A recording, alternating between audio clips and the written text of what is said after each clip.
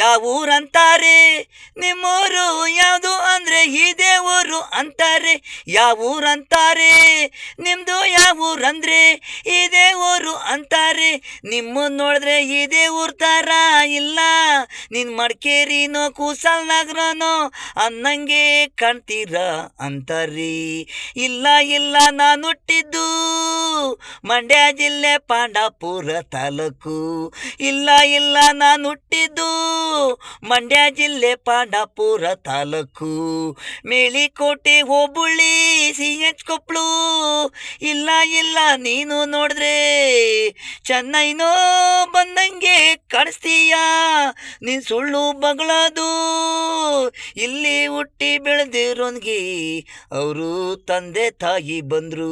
ಅವರು ನಿಮ್ದು ಯಾವೂರಂದ್ರೆ ಮಹಾರಾಷ್ಟ್ರ ಅಂದ್ರು. ಈ ಥರ ಇದರೆ ಯಾವೂರಂದ್ರೆ ಏನು?